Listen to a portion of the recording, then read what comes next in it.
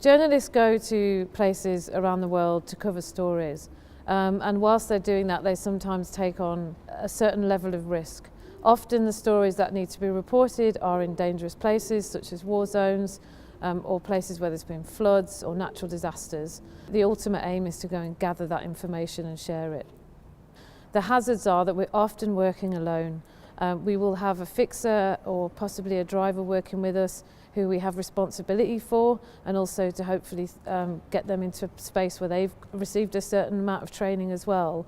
But sometimes you are going forward to collect the information when people are running away from that. So you can often find yourself in quite a dangerous space where there's no civilian population around, because you need to get the stories. It's particularly dangerous for videographers and photographers because they will generally have to go and collect the image.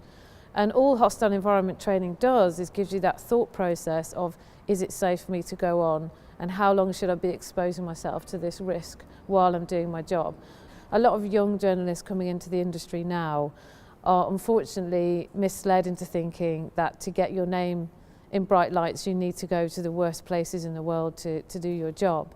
But that comes with a risk. It comes with a risk for you, and it comes to a risk to the people who care about you.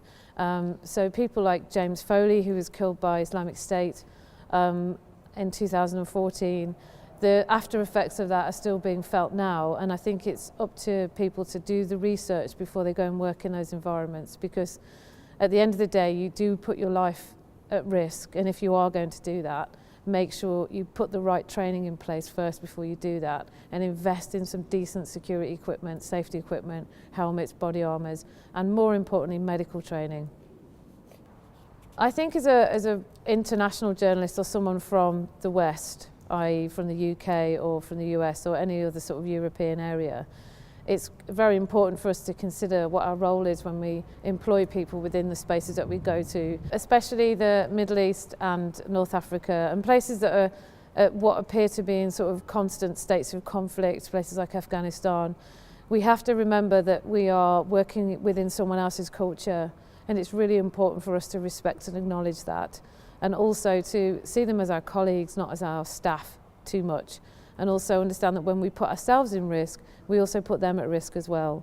So that's why the online packages are going to be really interesting, because people can access them from whatever region of the world they tend to be working in at the moment.